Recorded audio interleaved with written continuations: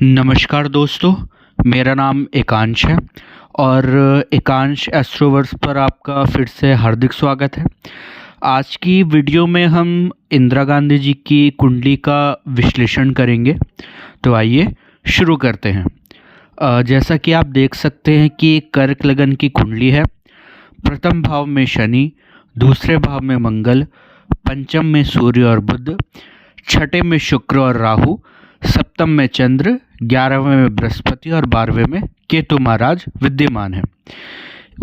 इस कुंडली में आप अगर ध्यान से देखेंगे कि लग्नेश जो कि चंद्रमा महाराज बने वह अपने से सप्तम भाव में बैठे हैं और लगन पर अपनी दृष्टि दे रहे हैं, सप्तम दृष्टि।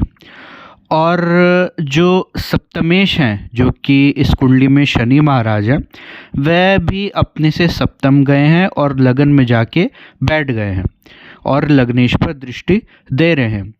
एज अ रिज़ल्ट ये जो कंजंक्शन या ये जो एक्सचेंज हमें देखने को मिला है, इसने जातकों को एक स्ट्रॉन्ग पर्सनालिटी दी है।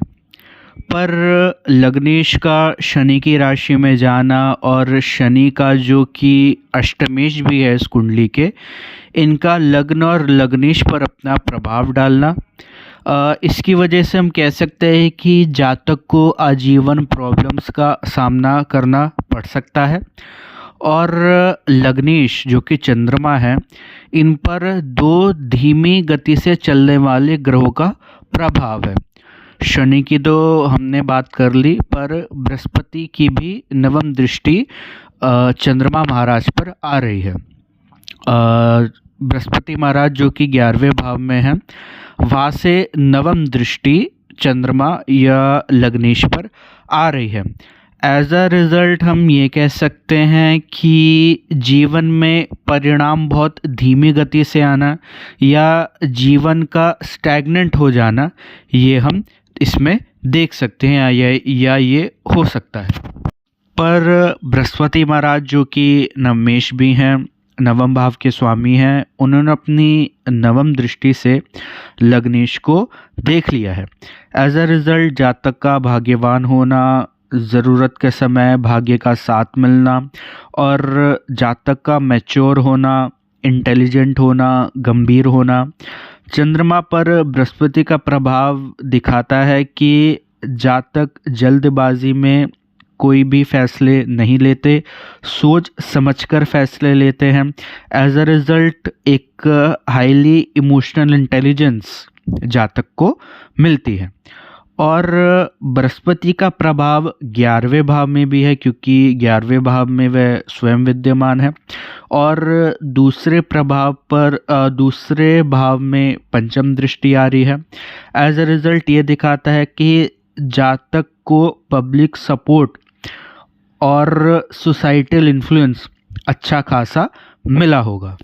और तीसरी बात यह है कि बृहस्पति ने पंचम भाव पर और सप्तम भाव पर दृष्टि देकर उन पर अपना प्रभाव डालकर उनको संतान सुख और उनका प्रेम विवाह भी इंश्योर किया।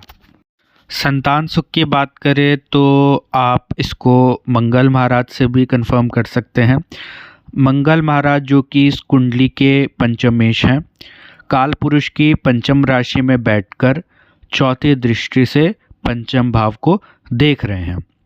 अगर आप कुंडली में मंगल महाराज पर उंगली रखें तो चौथी दृष्टि वह पंचम भाव को दे रहे हैं।